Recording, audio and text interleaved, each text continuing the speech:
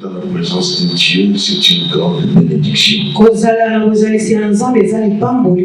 Parce que David a dit, m'approcher de Dieu, c'est pour mon bien.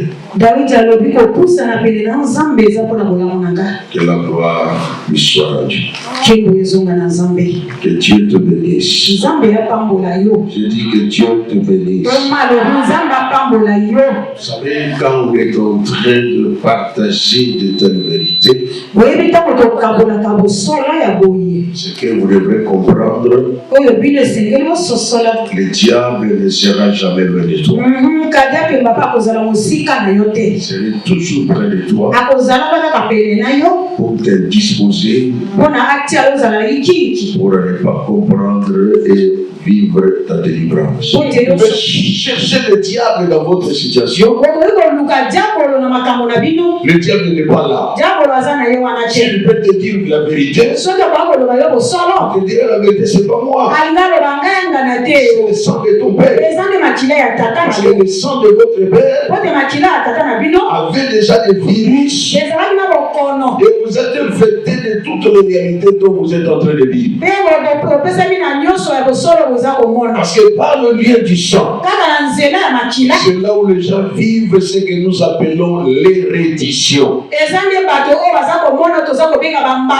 L'érédition, ce que le père a vécu, ce sont les mêmes réalités que les enfants sont en train de vivre. Ce que ta maman a vécu, si tu regardes bien tes soeurs, tu verras vraiment que non, ça, ce sont les réalités que maman a vécues.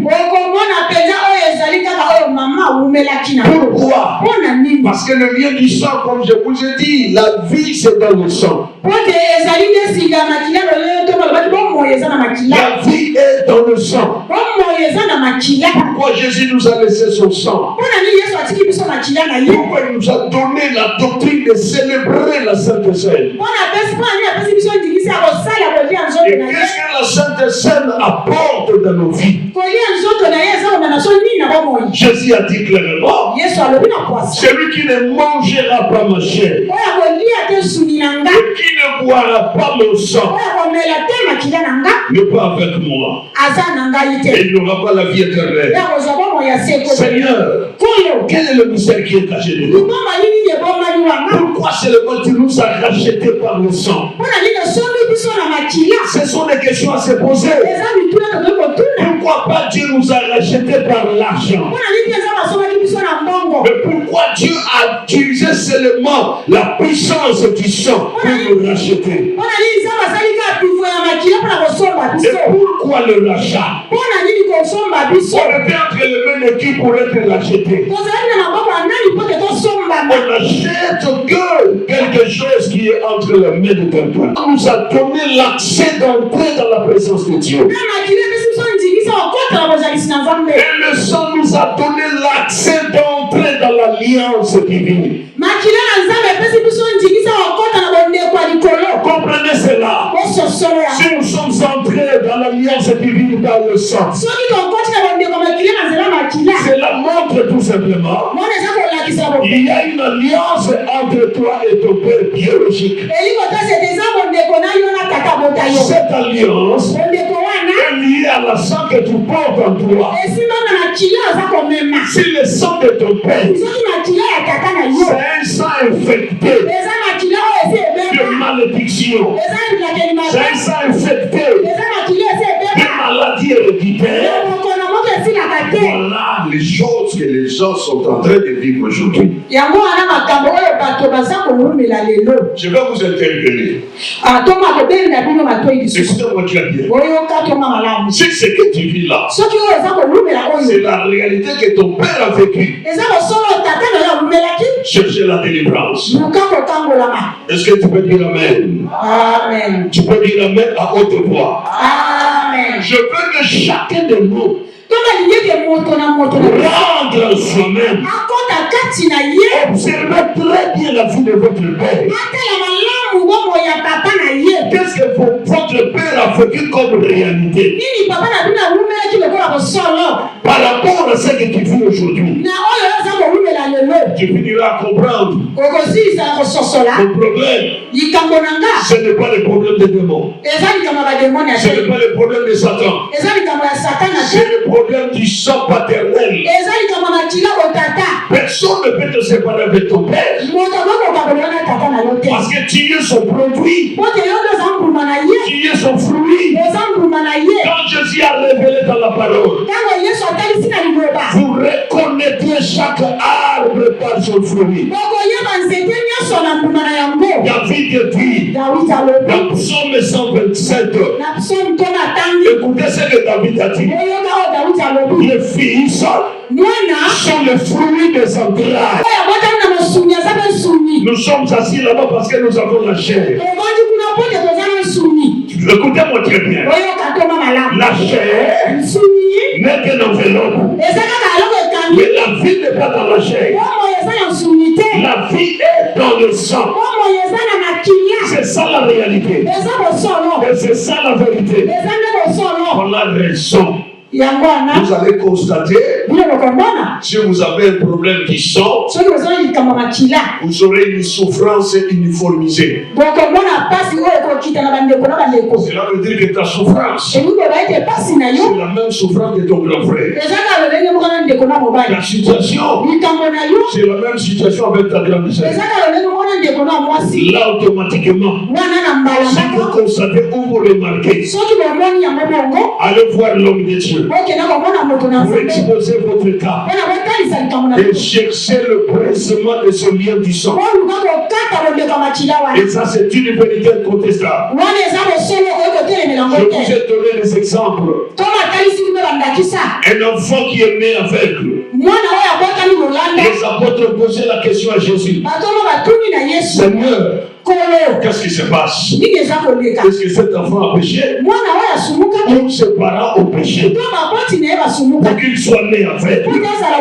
Parce qu'en Israël, le mal de parents affectait les enfants. Jusqu'aujourd'hui, le mal de vos parents a la possibilité de vous infecter. Pourquoi? Vous faites partie du parti de leur sang. Voilà la raison. Je t'interpelle afin de mieux comprendre les choses. Je vous ai dit hier, vous connaîtrez la vérité. Et la vérité vous affranchira. Je parlais la vérité sur le lien du sang. Je sais que chacun de vous a bien compris la parole de Dieu. Un papa maudit, une maman maudite, est-ce qu'ils donneront naissance à un enfant béni? La réponse est simple. Non. Pourquoi? La source. Combien ont réussi dans votre famille? Deuxième question. Pourquoi vous ne réussissez pas? C'est alors que les autres sont en train de réussir. Mais pourquoi vous là, ça ne tient pas? Les enfants de votre tante là sont en train de réussir. Mais pourquoi vous ne réussissez pas?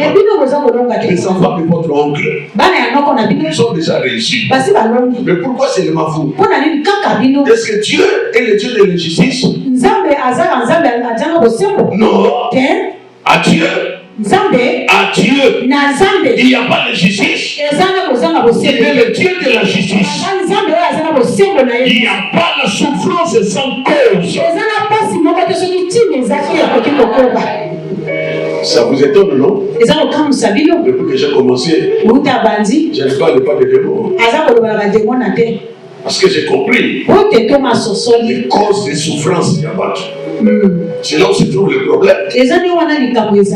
Démons.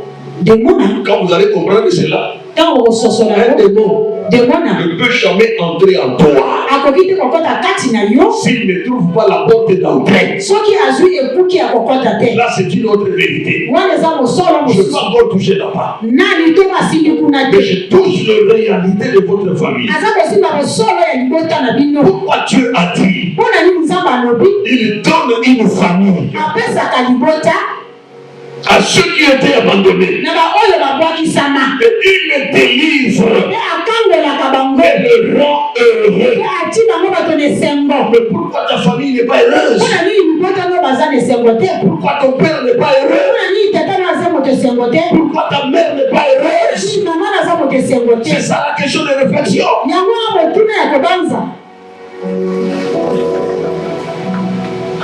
Oh my God. Ta famille peut te diminuer. Ta famille peut te lever. Ta famille est famille. Il y a des familles. Lorsque vous entrez comme ça, dans une fête, dans un deuil, même si on ne vous dit pas, vous allez constater, ça c'est une famille bénie. Ça se voit clairement. Il y a aussi des familles. Lorsque vous entrez dans un problème de deuil ou de fête, vous allez constater, ça c'est une famille malheureuse. Ça se voit clairement. Même l'aspect de votre parcelle, ça montre votre vie.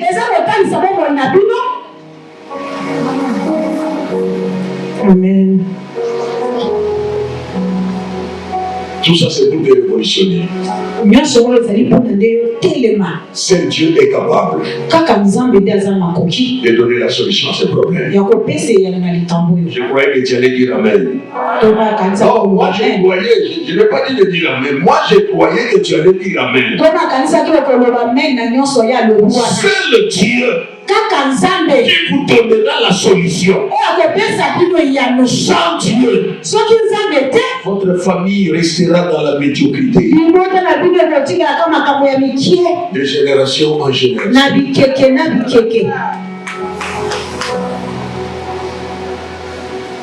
Tu as quel âge aujourd'hui? 30 ans? 30 ans, 40 ans, 40 ans, 50 ans, 50, 60 ans, 60 ans. Tu as quoi? Tu as quoi? Parce que la valeur de l'homme dépend de ce qu'il a. C'est ça le verbe avoir. Le verbe avoir fait la valeur. Vous savez quoi?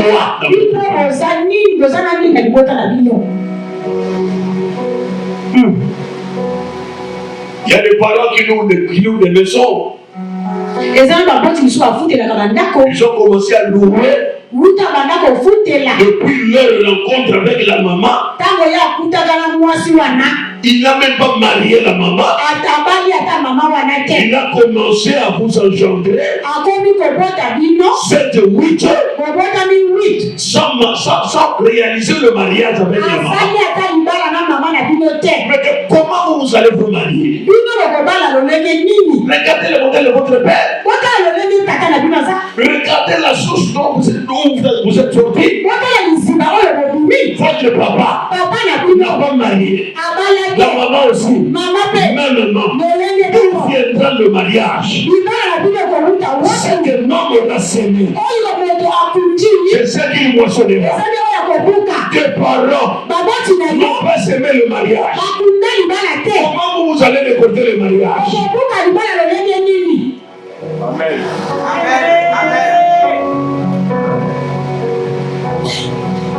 Amen l'église. Amen. Ce que la maman a vécu,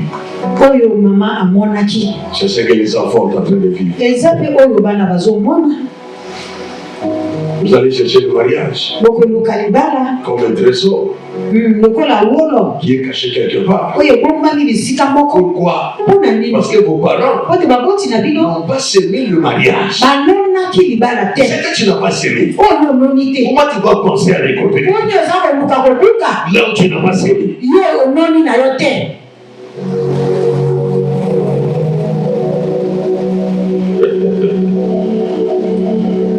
Tu peux dire Amen. Amen. Tu peux dire Amen à votre voix.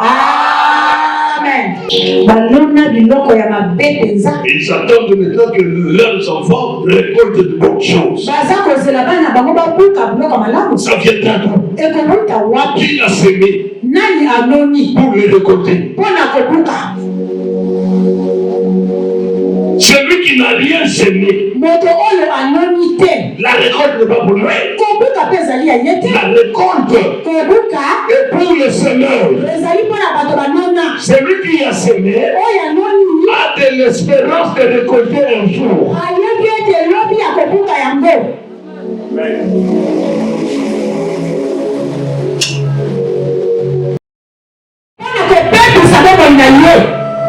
Est-ce qu'il y a quelqu'un qui m'entend?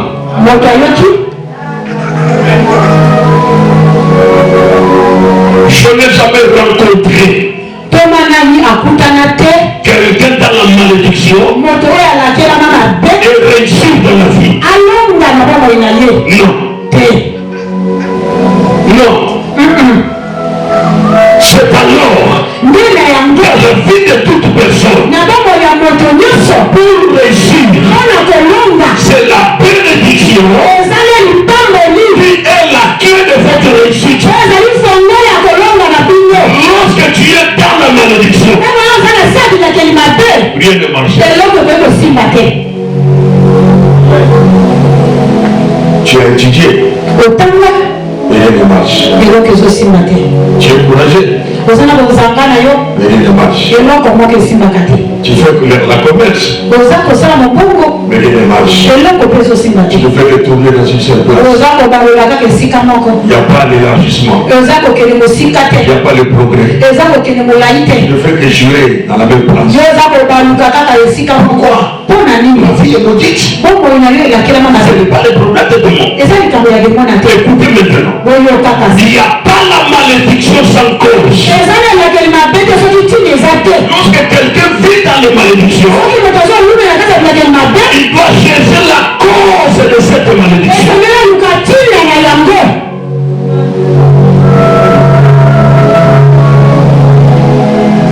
Amen. Amen. Amen. Ça c'est la prise de conscience.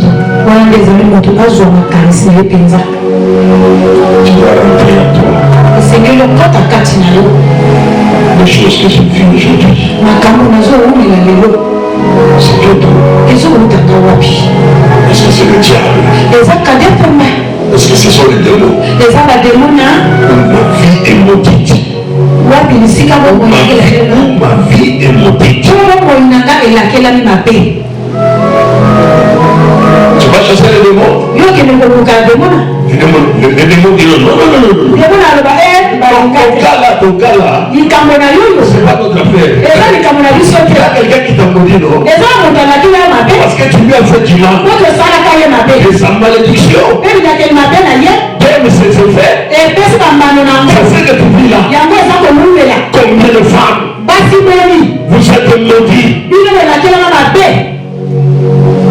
Combien de hommes qui vivent dans les malédictions? Pourquoi? Parce que quelque part, ta tante t'a maudit, ton père t'a maudit la vie. Maintenant tu vis les effets. Ça paraît comme les démons. Ce ne sont pas les démons. Ce ne sont que les effets de cette malédiction. Évitez la malédiction. Écoutez-moi très bien. Ne cherchez pas la malédiction. Avec la malédiction, il n'y a pas la réussite. Il n'y a pas le succès. Il n'y a pas la prospérité. Tu ne trouveras personne sur cette terre. Dans la malédiction, il est en train de prospérer.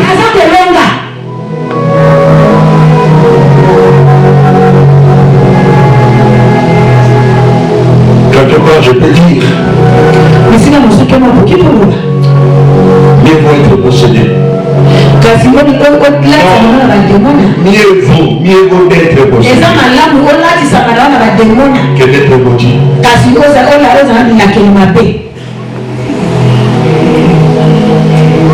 Je peux dire amen. Est-ce que vous me comprenez? Est-ce que vous me comprenez? Je dis ceci. Pour moi, mieux vaut être possédé que d'être maudit. Pourquoi? La malédiction livre la personne entre les mains du diable. Livre la personne même à la mort. La malédiction produit dans l'homme toutes les mauvaises choses. C'est un mauvais marché. Dans le marché de la malédiction, il n'y a pas de belles choses. Là, vous allez rencontrer la misère, les échecs, les difficultés, les maladies, les problèmes. C'est un mauvais marché. Amen, papa.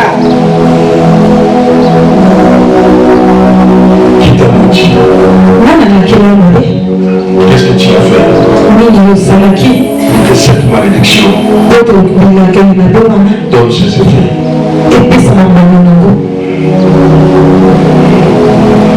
Parce qu'aujourd'hui là, beaucoup de gens souffrent.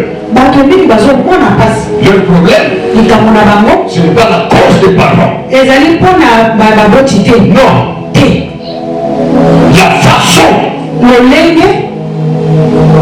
que toi tu vis là, ça ne permet pas à la bénédiction de prendre sa place. Quand tu fais le mal aux autres, quand tu as un mauvais cœur devant les autres, si les gens là murmurent contre toi et te lancent le mauvais sort, ça va te toucher. Comment tu as conduit ta vie pour vivre ce que tu vis aujourd'hui? C'est la réflexion. Comment tu as conduit ta vie pour vivre ce que tu vis aujourd'hui? Parce que le problème de la malédiction, ce n'est pas seulement le problème des parents. Ta vie là, comment tu l'as conduit? Qu'est-ce que tu as semé dans ta vie? Qu'est-ce que tu as semé du mal dans la vie des autres pour attendre de bonnes récoltes? C'est ça le problème.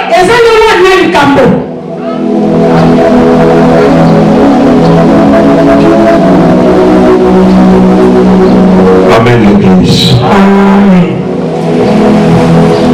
Alors, le problème là, c'est le problème des sorciers. Regarde ta vie. Comment tu conduis ta vie? Qu'est-ce que tu as semé dans ta vie pour récolter de bonnes choses?